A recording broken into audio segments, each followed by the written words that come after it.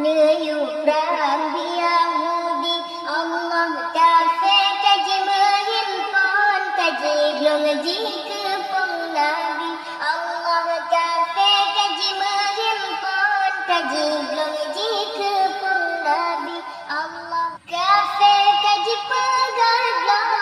nabi hajat tebidle nabi sujud batuhan kalam ilahi Allah nabi lagi batuhan bermenang dalam perang safi lengan nabi kejenjang nergam pedang sakti Allah nabi liupah gendrang tanda perang si kafir Allah batu jamdah Ramadan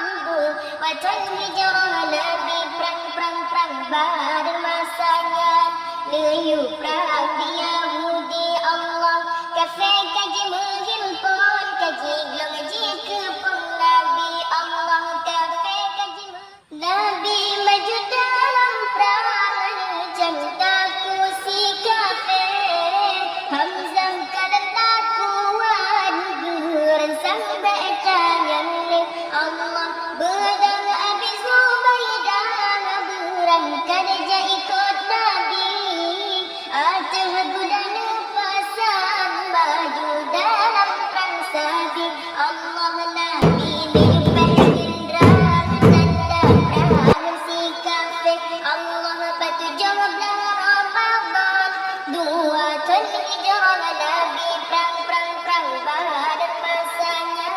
liu perang Yahudi Allah kafir kaji menghimpan kaji belum jika pengnabi Allah kafe kaji menghimpan kaji belum jika pengnabi Allah Ali bin Abi Thalib bin angkar citu pengenalan tegang harapan dengan Zulfaqar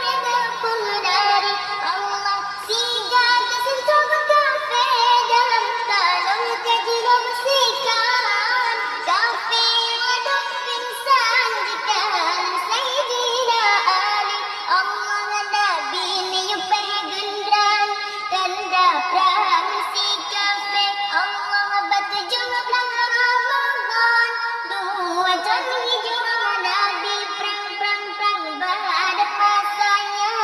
liu perang Yahudi Allah kafe kaji menghimpan kaji belum jika pengnabi Allah kafe kaji menghimpan kaji belum jika pengnabi Allah nasib di Abu Lahab musuh orang Islam mati tentang Badar di sinan titik bangkit kafe yang terjipluk takbir pun berkumandang bendera orang Islam artinya puncak de Allah Nabi liupah gendrang tanda perang si kafe Allah batu jumlah Ramadan dua tahun